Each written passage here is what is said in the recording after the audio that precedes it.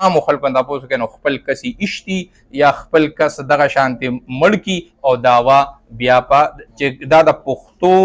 خو بالکل خلاف ورزي ده. داسې کس ته زه وایم چې پښتون خو ډېره لوی خبره ده، انسان هم ورته چې څوک وي نو غب هم زیاتې کوي. 3 کاڼې پې وغورځوي او په قرآن وله لاس کې دی. خیر د خانقاوي ټیکټ په موله زوالم هلته چې خواهشي نو هلته به یې بوځي چې ته په قرآن لاس کې ده،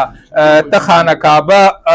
راځه به دې مونږ درته افر کوو چې هلته دې بوځو. 3 کاڼې پې وغورځوه چې دا کم وخت باندې دا واقعه کېده چې شکیل او افضل دوی په کولاډن سکول کې وو، خو کولاډن سکول کې نو. زه لا اول د فیض محمد خان، د صدیق الله خان، د الف خان رور او دلته چې زمونږ کم عزتمن مشران دي، زه د هغوی شکریه هم ادا کوم. ما اوس پریس کلب کې هم تقریبا دا خبرې وکړې او ما ویل چې تاسو سره هم 2-4 خبرې وکړم، تاسو ته مخامخ شم. څنګه چې تاسو ته پته ده چې په 8 فروری ماښام تقریبا 2 بجې عماد نومې یو هلک شهید شو او بیا تقریبا موږ ته 100 ګنټې پس پته ولګېده، ځکه چې موبایلو کار نه کو، چې دغه دعوا په تاسو شکیل، خلیل او افضل باندې شوې ده. ما د دغې واقعې په سبا یا په بله ورځ باندې هم په سوشل میډیا باندې د عماد کورنۍ ته او عام اوریدونکو ته هغه وخت کې دا ویلیو چې مونږ درته هر قسمه تسلي کوو چې څنګه تاسو وایې چې دې د عماد په دې قتل کې زمونږ د 3 واړو رونو یا زمونږ د ملګرو نه ډایرکټ انوالومنټ شته نه انډایرکټ انوالومنټ شته. او دغه شانتې مونږ د عماد کور والا ته هم دغه چې کوم ترګان دي دغه مور ته هم سوال جواب د هغه ځای اوسیدونکو په ترو کړو چې دا بالکل په مونږ یو سیاسي دعوه شوې ده، مونږ درته هر قسمه تسلي کوو او دا ورته مونږ بیا افر وکړو چې خیر دی تاسو هم هر قسمه خپله تسلي وکړئ، خپل معلومات وکړئ چې د عماد په قتل کې زمونږ 1% هم لاس نشته. خدای دې د هغوی عزت وکړي چې نن 4مه ورځ ده چې هغوی سوال جواب زمونږ یو ملګري ته وکړو چې یره مونږ خپل معلومات وکړل، مونږ هغه سپاټ ته لاړو، مونږ خپل چې څه نور تحقیقات وو هغه مونږ وکړل او بالکل مونږ په دې نتیجه باندې ورسېدو چې د عماد په قتل کې د شکیل، د خلیل او د افضل هېڅ قسمه نه ډایرکټ نه او نه انډایرکټ لاس شته. او وی بیا پرون خبر شو چې سیول جج ته مجسټریټ ته 164 ټم کړی دی او بیان حلفیم تیاری کړي دي او هغه به کیدی شي زمونږ نن تاریخ او نن زمونږ وکیل صاحب راغلی، ځکه هغه سپریم کورټ کې مصروف و، نه دا مخالف وکیل راغلو، نو نن تاریخ بدل شو، په 12 جون باندې نیکسټ تاریخ شو. نو هغوی بیان حلفیم لیکلی دي ورسره پرتې دي او هغې کې دا ویلي دي چې موږ په دې نتیجې باندې ورسېدو، خپل تحقیق هم وکړو، خپله تسلي مو کړه چې تاسو ښه بیان حلفی عدالت کې جمع کړي دي چې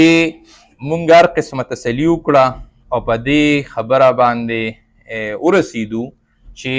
زمونږ اومې د ښځې د طرف نه، اومې د مور د طرف نه چې کم قانوني وارثانې دي چې د عماد په قتل کې نه شکیل، نه خلیل، نه افضل ملوث دی. نو شکر الحمدلله الله تعالی خپل فضل وکړو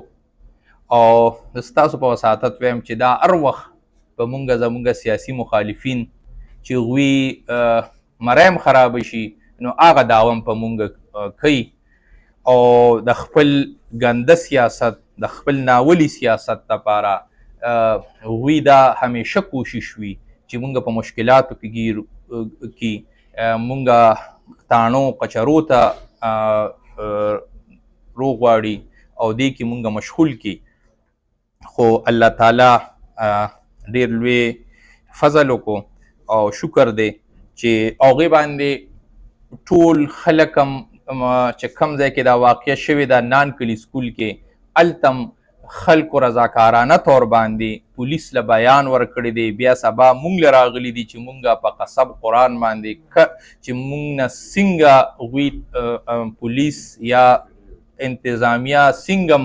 مونږ نه تسلي کوي بیان حلفي نه انالي نو مونږ هغوی ته تیار وو هغوی کې بیا هغوی بیان حلفی هم ورکړي دي چې مونږ موجودو په موقع دغه نان کلي خلک لوکل خلک وی په خپل بیان حلفی کې چې نه دی کې شکیل په موقع نه خلیل او نه افضل او بیا زمونږ په دغه وخت تاسو ته ما هغه خپل سوشل میډیا بیان کې ما هغه وخت کې واضحه کړې وه چې په دغه وخت باندې مونږ ما افضل کولاډن سکول کې وو او هغې کې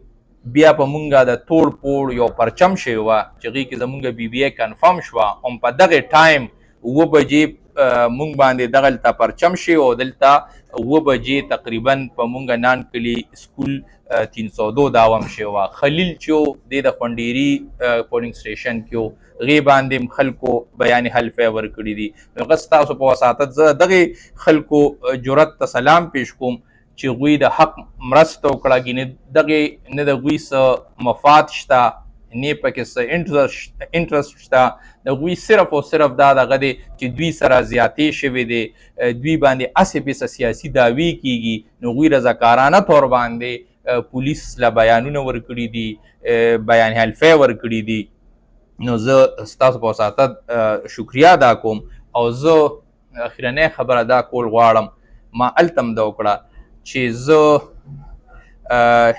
دا چا سره چې واکداران دي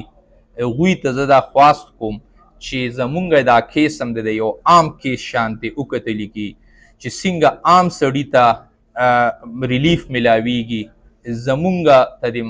دغه شانتې ریلیف میلاو شي دې وخت کې چې کله مونږ د انویسټیګیشن دپاره درخواست ورکو او پولیس دلته انویسټیګیشن شروع کو او دلته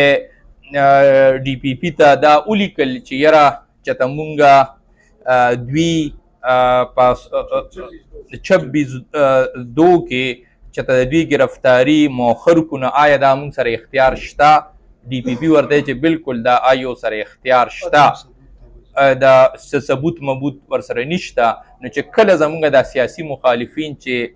نن سبا په حکومتونو کې دي هغوی ته دا پته ولګېد نو سیاسي پرشر یې جوړ کو او دا زمونږ دا کیس مردان ته بوتو نو دغه مونږ وایو چې نه دا څه جرم نه دی چې مونږ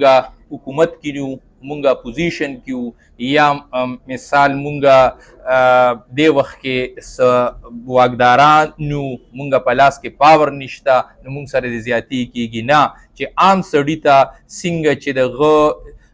ته ریلیف میلاویږي چې دغه هغه کسان چې څوک پکې مړه شوي دي او دغه قانوني وارثان ووایي چې نه زمونږ په دې زوی یا په خاوند په دې مرګ کې د دوی لاس نشته هېڅ قسم انوالمنټ یې نشته او عام سړي ته چې څنګه ریلیف میلاویږي څومره اسانتیا ورته میلاویږي نو مونږ هم دا ډیمانډ کوو چې مونږ ته هم د دغه شانتې په هغې نظر دې راته وکتلی شي کیس میرټ ته دې وکتلی شي دا نه چې سیاسي پریشر والی یا دا نه چې دا های پروفایل کیس دی او فلان کې دا سیاسي پارټۍ سره تعلق ساتي نه ځکه چې دې سره ځپلي کېږي خلک دې سره صرف یو فرد واحد نه ځپلي کېږي دې سره ټول خاندان ټول ملګري او ما هلته هم د وویل دا تاسو وګورئ دا غریبانان دا ملګري مونږ سره هر تاریخ له راځي دویم سفر کیږي دا د دلته هم راغلي دي نو دا یو کس ته دروغو دعوې باندې دا نه چې یو کس متاثره شي یو کس سفر شي نه هغې سره خاندان دغه ملګري دغه رشته دار دا ټول سفر شي او زه دغې واکدارانو ته دا خواست کوم چې الله تعالی تاسو له ذمهوارۍ درکړي دي اختیار یې درکړی دی نو دا خو ډېر آسان کار دی چې بس ډز ورکې یا ولا سزا ورکې او یا د اف آی آر چې څه لیکلي شوي دي او هغې سره بس ته اګري کېږي چې څه به نه د ټول نه لوی جهاد دا دی د ټول نه لوی بهادري دا ده چې ته ګناهګار ته ګناهګار وې خو بېګناه ته بېګناه ووایې چې دا ځان کې هغه دغه پیدا کې کرچ پیدا کې چې نه دا ګناهګار دی خو دا بېګناه دی دلته بدقسمتي دا ده چې بس صرف خلک ګناهګار او بس یو طرف ته چې څوک بېګناه وي څوک انوالو ني نو هغه بیا خلک جرت ني ځان نه بیا ډېر روغ جوړ کړي خو د بدقسمتۍ نه هغه ریلیف عام سړي له ور نه کړي نو خلک مایوسه شي چې خدایه الله ته پته ده چې زه بېګناه یم چې دې واکدار له الله تعالی دومره اختیار ورکړی د په قلم کې دومره طاقت دی د په کرسۍ کې دومره طاقت دی او دې بېګناه ته بېګناه او دکې جرت ني چې هغه ته ونه وایي نو بیا زما په خیال دغه کرسۍ دی هغه پرېږدي او په خپل کور کې دې کښېني او الله تعالی به هم ترې تپوس کوي ځکه چې الله تعالی چا له ذمهواري ورکړي نو الله تعالی به د هغه خپل ذمهواری د هر یو کس نه تپوس کوي چې تا ستا دا ذمهواري وه تا څومره پوره کړه نو بس دا څو خبرې وې چې ما ستاسو په نوټس کې راغوښتل زه بیا اخر کې دا خواست کوم چې پکار دی چې صرف دې ته څوک نه ګوري چې بس دعوه وشوه او بس هغه بیا سفر کیږي نه د دوی دا عادت دی زما د سیاسي مخالفینو چې دوی هر وخت خپل کس چې دوی سره ټوپک راغشتې دي دوی سره وفاداري کړې دوی د خپل غلط سیاست دپاره د نولي سیاست دپاره د خپل سیاسي مخالفین مشکلاتو دپاره د هغوی ګیرولو دپاره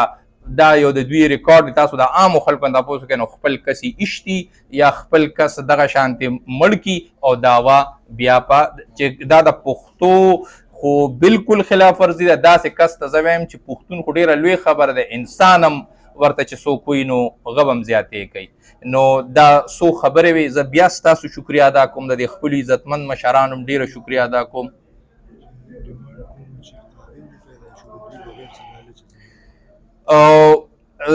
بالکل ما نه هلته ملته تپوس وشو نو دوی راته رایاد کو زه تاسو ته هم دا وایم چې زه دا ډیمانډ کوم چې انتظامیې ته څوک چې واکداران وي چې بالکل پکار دی چې دا اماد کم غریب شهید شوی دی د چا قتل شوی دی د د اصلي قاتلان گرفتار کی او زما په دا زه به دا هم ډیمانډ وکړم چې د دې کمو کسانو چې د په اوږه باندې ټوپک ایښی دی په مونږ یې دعوه کړې چې دوی نه شروعات وشي چې زه خو په سل په سله شور یم چې دا مړي دوی کړی دی نو دغه د انکوایري وشي دوی نه دې تپوسونه وشي دوی دې وګوري چې دا څنګه مثال تا سره هم وایي چې دی دشمن زما دشمن دی او زه راشم او زه به خپل زما دشمن نه دی زه سیاسي مخالف چاته دشمن نه ویم بقول د ده نو زه به خپل بقول د دې چې دی زما مخالف دی نو زه به خدای مکه چې یو دغه کوم مړی کوم نو زه به دې پرېږدم او زه به یو عام لاروي ولم نو دا خاصې هغه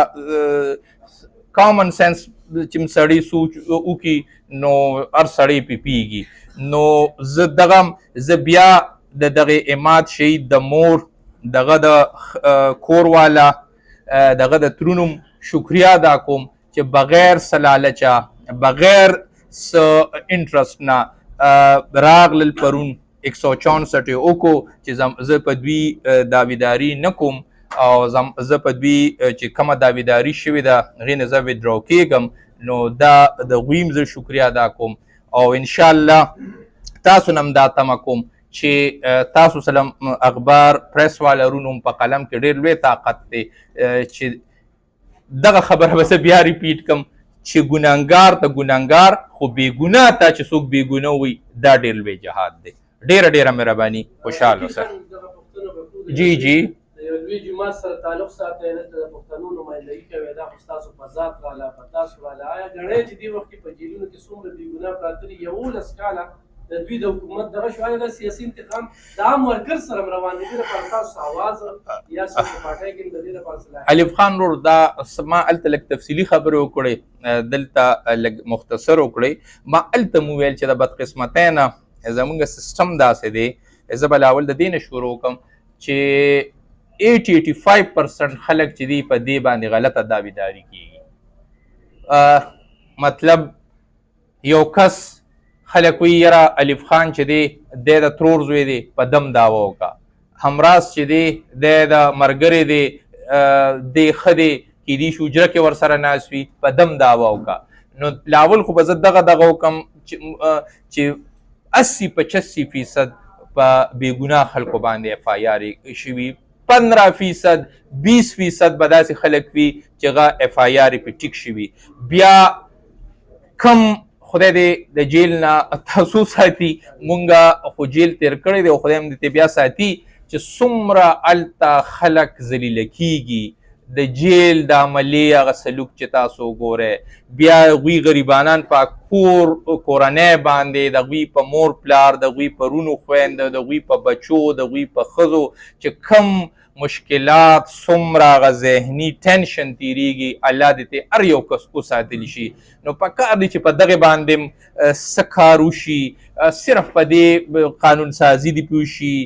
څه پکې ښه ریفارمز دې پکې وشي، او بالکل دا 11 کالو یا د هر څو کالو نه چې نه چې خلک بېګناه، هر یو کس زه به دا دغه وم چې د هرې پارټۍ څوک بېګنه یي، هغه سره زما همدردي ده. او جیل په کار دی. زه بیا ویم چې دا واکداران چې اف آی آر وشي نو په هغې په کار دی چې چاته انویسټیګیشن حواله شي، په کار دی چې هغه خدای حاضر ناظر وګڼي او څه چې حقیقت وي چې هغه ولیکي، نو هغه عام سړي ته هم ریلیف میلاو کیږي، ګناهګار ورته وویلی شي، او چې کم پکې بېګنۍ هغه ترې بچ شي، هغه د دې ټینشن نه بچ شي. نو خو دلته بدقسمتي ده، ما درته وویل چې څوک هغه جرأت پکې ني، هغه کرچ پکې ني چې بېګناه ته څوک بېګناه ووایي. بس اسان کار دی. زه هغې کس ته دلته بدقسمتي ده چې روغ ویلي کېږي یا ځان ورته وایي چې دا ډېر ښه افسر دی چې هغه بس غصه کوي او ذهن دې طرف ته چې بس ډز ورکوه، چې اف آی آر چا څنګه کړې به د دوی اف آی آر سپورټ کوه، دا چې څنګه ریپورټ شوي دی دغه وایه چې ټیک دی، او ریلیف خلکو نه ورکول دا هم ډېر زیاتې دی. بهرحال زه به بیا ستاسو په وساطت ډیمانډ وکړم چې داسې قانون سازي دې وشي، یا دې داسې خدای پاک دې افسرانو له یا واکدارانو له خدای جرأت ورکړي، خدای ولې همت ورکړي شي چې روغ ته روغ ووایي او غلط ته غلط ووایي. شکیل خان خیبر پختونخوا پولیس خو دا روایات دي چې په سیاسي سطح یا بېبنیاده منګړتې په یارې نو ستاسو په کیس کې د انویسټیګیشن والا څه رول هغه هم سیاسي اثر وکړي که هغوی څه رول ده؟ ما درته وویل که نه جي چې لوی افسران خو هغوی نه زمونږ ګیله نشته، یا ای جي صاحب شو یا ډي ای جي صاحب شو، هغوی نه زمونږ ګیله نشته. خو دلته زه به دا لږ ګیله وکړم چې کمې ورځ باندې دا واقعه کېده، نو مونږ چې کم کولاډنډ سکول کې دا صنوبر چې کم دلته انویسټیګیشن افسر و، تاسو ورته ستاسو به هم ورسره ښه ګپ وي، 3 کاڼې پې وغورځوئ او په قرآن وله لاس کېدی، خیر د خانقاوې یا ټیکټ په موله زوالم هلته چې خواهشي نو هلته به یې بوځي چې ته په قرآن لاس کېده، ته خانقابه راځه به دې مونږ درته افر کوو چې هلته دې بوځو، 3 کاڼې پې وغورځوه. چې دا کم وخت باندې دا واقعه کېده چې شکیل او افضل دوی په کولاډنډ سکول کې وو، خو کولاډنډ سکول کې نو لاول خو زه دغه اوس دومره د 18 ګریډ صنوبر افسر او هغه کې دومره جرأت نشته چې هغه وایي چې دې وخت کې یا زه د اپوزیشن پارټۍ باندې دعوه کس باندې دعوه شوې ده، د اپوزیشن پارټۍ د ضلعې صدر باندې دعوه شوې ده چې زه د او دا پکې څه خبره نه ده چې رښتیا ته کاش غ رښتیا ویلو نو دومره مشکلات به نو دومره یریندوکې یا په دې چې زما به ټرانسفر وشي یا به زه بل ځای ته لاړ شم ما درته وایي چې ستاسو ورسره به د ټول نه ښه تعلق وي هلته زمونږ اوس امیر محمد خاني نوم دی ښه عزتمند سړی دی اوس اس پي زما خیال دی پروموټ شوی دی هغه په موقع موجود و په کولاډن سکول کې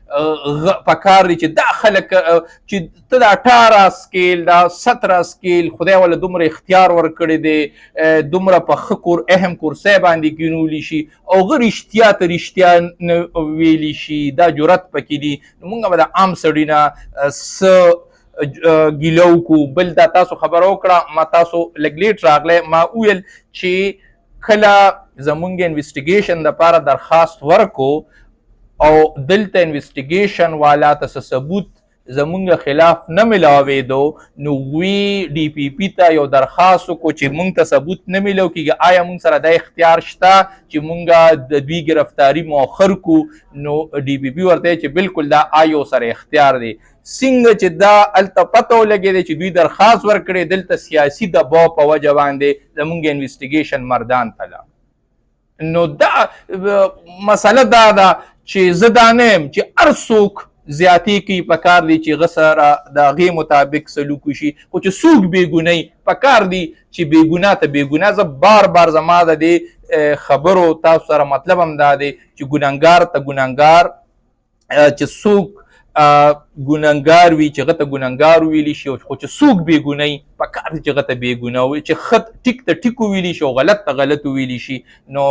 دا به ډېر ښي او دومره اهم پوسټونو باندې افسران او بیا پولیس افسران چې هغوی خپل مونږه آی جي صاحب او ډي آی جي صاحب نه ګیله نه کوو هغه ښه افسران دي هغوی ته چې دا نوټس کې چې ته دا خبره رسېدلې وه نو کیدای شي هغوی پې اکشن هم والي کیدای شي هغوی پې نور هم ښه دغه وکړي خو د دې ځای لوکل ښه بیا دلته چې کوم دغه اس پي او نذیر خان نومو هغه کې دومره جرأت نو هغه بیا زما سیاسي مخالف ته ویلي دي چې کم چې یاره ته دا کیس مونږ نه واړوه دا مردان ته که نو دا چې داسې افسران کې جرأت ني نو زما په خیال دا ډیره د مایوسۍ خبره ده او ډیره د تشویش خبره ده